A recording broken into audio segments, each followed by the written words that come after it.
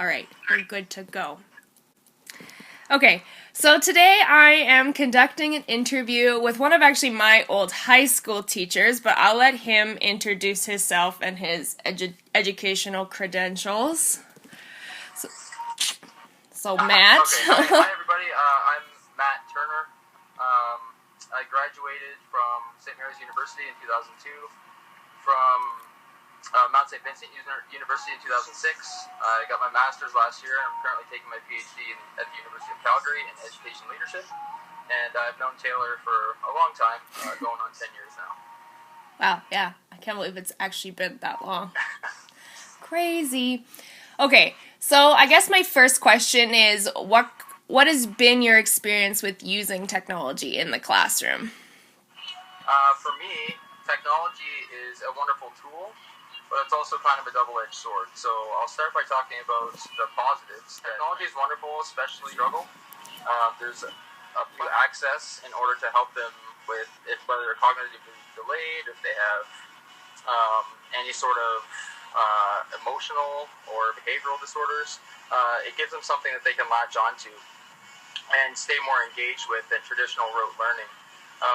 In the past, I've used apps, even like WhatsApp and other communication apps for group projects that also keep kids tied in not only to themselves but to me, and I find that very beneficial as well. So I guess in short, communication is increased by using technology in the classroom.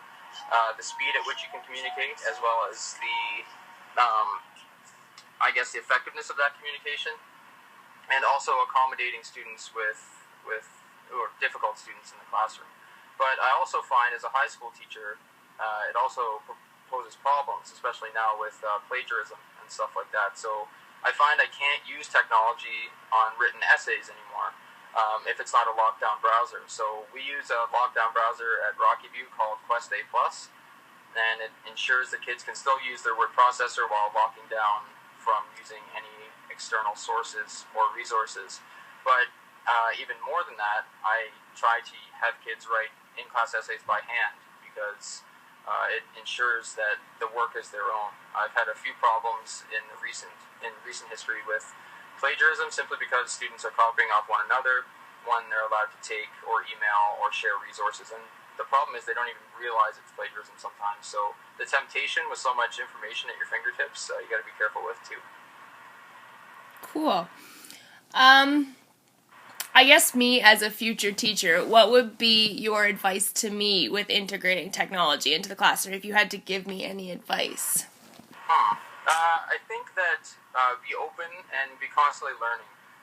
There are a few times, like I consider myself still a relatively young teacher, even though I'm in my 30s now, but I can't keep ahead of the kids in a lot of things. So I have to constantly educate myself about some of the new opportunities for technology. So I'm constantly learning, and I would advise all teachers to stay learning so that you stay in the loop technologically. There's things out there that are so useful that you might not even know about. I know a friend of mine uses something in kindergarten called Classroom Dojo, and it's the coolest thing ever, where kids, you can track kids' behavior, and they just love it. So constantly learn, and don't be afraid to take chances. Sometimes technology fails horribly, and you just scrap it. It's not the end of the world. So I would say take risks with technology, find what works for you, what you're comfortable with, but also be aware of the risks as well, like I said earlier, if you're teaching high school especially, making sure kids are being honest with their work.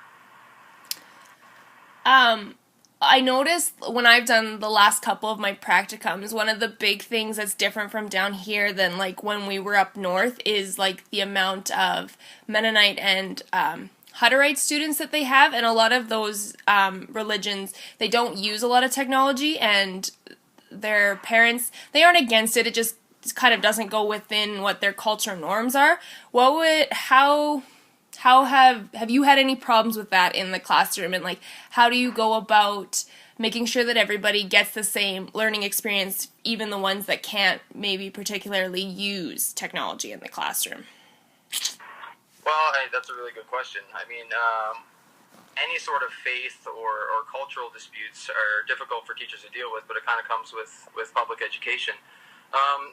I haven't had many problems with that personally, But I think if I did have them, I would just have to talk to the parents and make sure I find out from them what their comfort zone is, because if the student plans on going off to university or what have you, then they're going to have to learn to use technology whether they like it or not, because that is the reality, and universities won't be quite as flexible as public schools are. So I think I try to integrate technology with them slowly if that was their plan.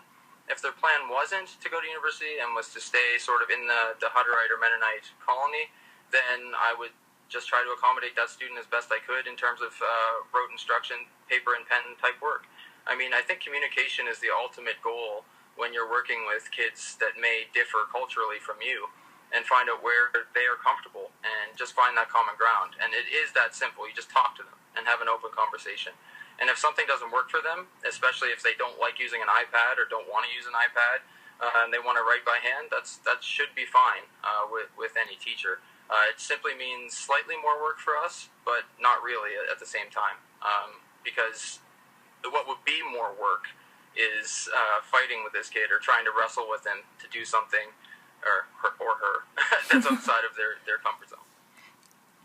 Awesome.